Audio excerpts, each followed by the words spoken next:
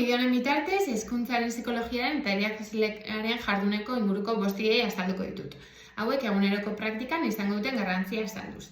Lehenengoa motivazio eta feedback jarraitu izango da.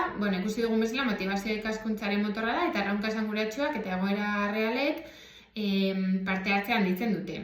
Feedback pertsonalizatuak ikaslearen autonomia eta konfiantza indartzen du eta horretarako denboraren kudeaketa funtsezkoa izango da. Bigarrena ikaskuntza esanguratsua izango da eta ikaskuntza ikusi dugunez aurre ezagutzetatik abiatzen da. Diagnostiko jarduerekin ikasleen abiapuntua ezagutuko dugu eta horrela edukia haien interesetara eta beharretara egokituko da, ikasleak beren ikaskuntzaren protagonista bihurtuz.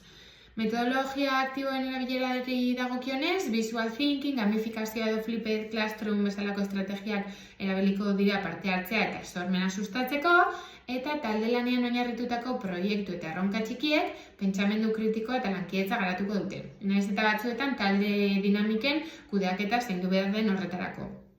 Irakaslearen estiloari dagokionez, estilo demokratikoa gailendu beharko litzateke, ikasleen iritzia eta erabakia kontuan hartuz.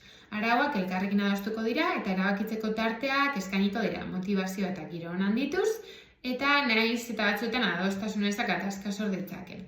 Azkena adimen emozionala izango da eta oso garrantzitsua izango da, eta horretarako entzute aktiboa, empatia eta asertibitatea landu beharko dira. Honek ikaslearen segurtasuna eta autoestimua indartuko du, nahiz eta batzuetan emozioen kudeaketa konplexua izan daiteke. Hau izan da nire hausnarketa eta espero dut ideiak hauek praktikan jartzea, nire eguneroko jardunean erabiltzea eta horrela ikasleen ongizatea eta ikaskuntza esanguratsuan eraginez.